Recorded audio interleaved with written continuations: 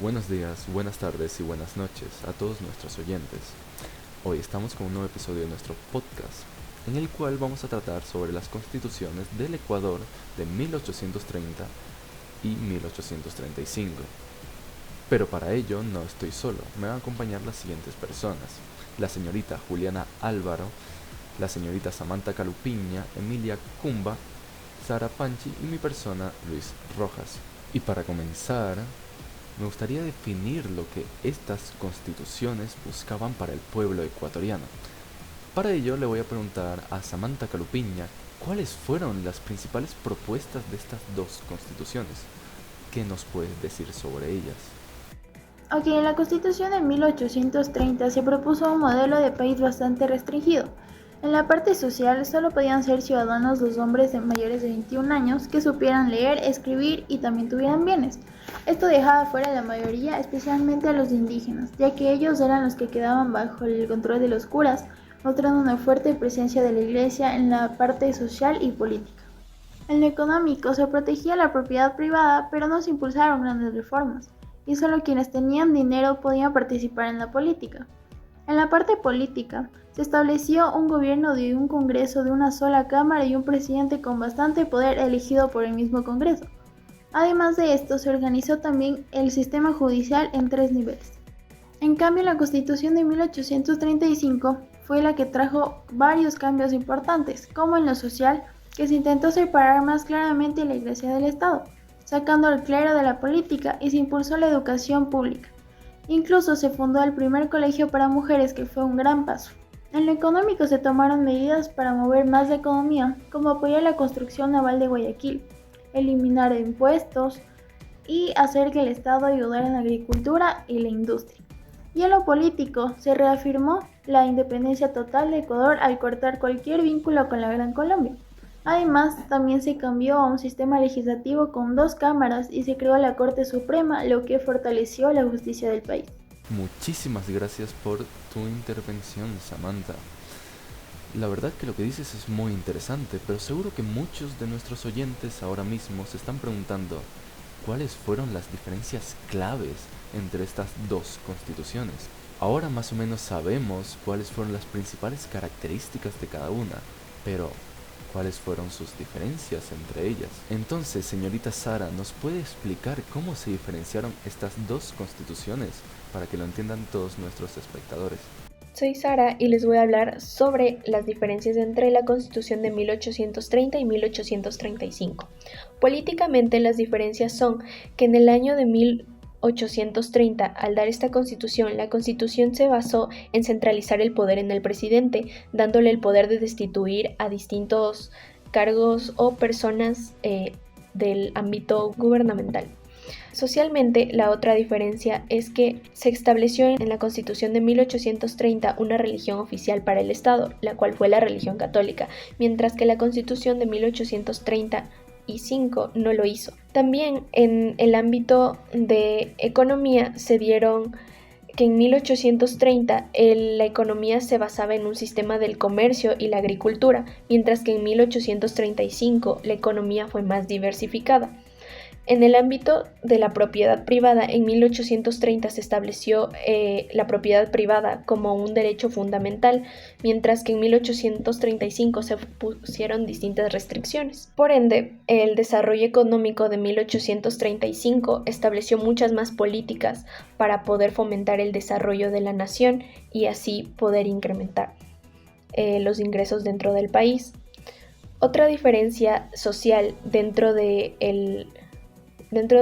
las constituciones es que en 1835 no se validaba tanto los derechos civiles, mientras que en 1835 le empezaron a dar más poder a la libertad de expresión y derechos civiles de las personas. Muchas gracias por tu intervención, Sara, te lo agradezco. Ahora, estamos hablando mucho de las constituciones de 1830 y 1835, pero aún no hemos dicho nada de lo que dicen en sus artículos. Así que yo les quiero hablar un poco de cuáles son los artículos más importantes de cada constitución. Para la constitución de 1830 tenemos el artículo número 1, que nos dice que la República del Ecuador es libre e independiente. Se compone de los departamentos del antiguo Distrito del Sur de Colombia, Quito, Guayaquil y Cuenca. El artículo 3 nos dice, en cambio, que la religión de la República es la católica, apostólica, romana. No se permite el ejercicio público de ninguna otra. Y el artículo 9 nos habla sobre la soberanía. Nos dice que la soberanía reside esencialmente en la nación. El ejercicio de esta soberanía se divide en 3 poderes: legislativo, ejecutivo y judicial. Básicamente en esta constitución podemos ver que como tal se limita bastante la participación ciudadana y sobre todo la libertad religiosa. En cambio, en la Constitución de 1835 tenemos otros artículos muy importantes, como lo es el artículo número 1, que nos dice: la República del Ecuador es libre e independiente. Su gobierno es representativo, popular y responsable.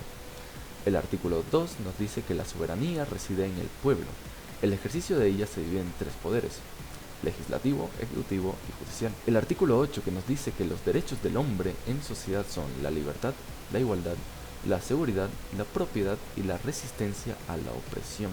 Aquí podemos ver la diferencia entre ambas constituciones, pero también hay que saber algo importante, algo muy importante.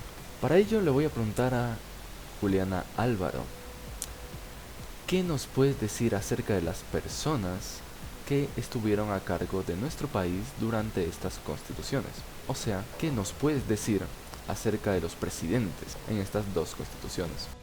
Soy Juliana Álvaro y durante la Constitución de 1830 a 1835 existieron 2 presidentes clave en el Ecuador que estuvieron bajo diferentes constituciones. El primer presidente fue Juan José Flores, que estuvo bajo la Constitución de 1830. En esta se estableció un gobierno popular, representativo, alternativo y responsable. Después, en 1835, Vicente Rocafuerte asumió la presidencia después de una convención nacional en la cual redactó una nueva constitución y creó la República del Ecuador, estableciendo el país como una república unitaria y soberana. Respondiendo a tu pregunta, opino que ambos presidentes jugaron un papel importante en la formación y consolidación de la República del Ecuador. Tanto Flores, que sentó las bases para la creación del país, mientras que Rocafuerte consolidó la independencia y estableció un sistema de gobierno más representativo. Eso es, en definitiva, muy interesante, Juliana. De ahora quiero pedir la opinión de mis participantes. Primero, comenzando con la señorita Samantha Calupiña. ¿Nos puedes dar una pequeña conclusión de lo que es este tema? Como hemos visto, cada constitución reflejaba las ideas y prioridades de su época.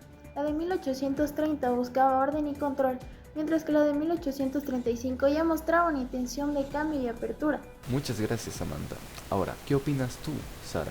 La conclusión que saqué sobre las diferencias entre la Constitución de 1830 y 1835 es que en 1830 existió una centralización muy grande del poder, mientras que en 1835 se buscó más democracia dentro del país. Excelente. Ahora, Juliana, ¿me puedes decir cuál es tu conclusión a este tema? En resumen, ambos líderes contribuyeron significativamente a la historia y el desarrollo del Ecuador.